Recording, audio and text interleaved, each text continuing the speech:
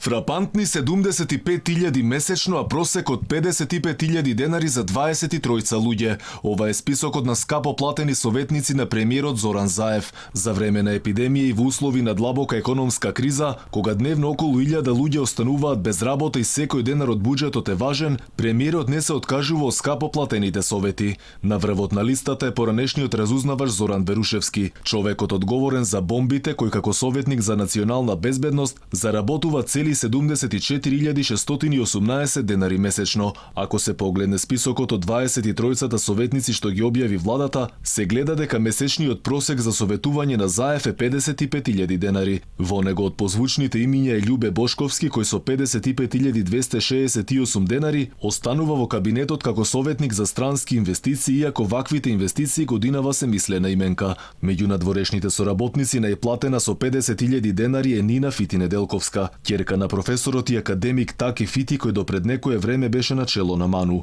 Инаку вице-премиерот за економски прашања Фатмир Битики кој беше доскорешен советник на Заев, вели дека за платите на неговите советници одлучувал само премиерот. Зошто толкави пари се даваат сега конкретно за добар дел од советниците во време на пандемија, а тие пари барем малку не беа распределени за други наменски цели од кои и така и се потребни на државата?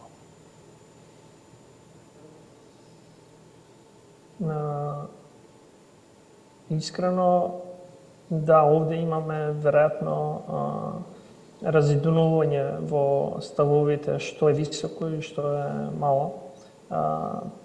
Пазарот е тој кој што одредува висината на плати, особено на советниците на премиерот, и тоа е одлука лично на премиерот. Не беа обезбедени доволно средства за да се набават конкретно компјутери за децата.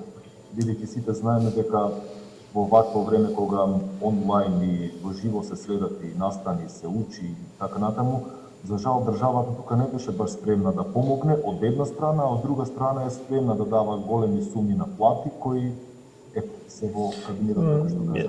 Навистина не сметам дека правењето на ваква паралела не е конзистентно.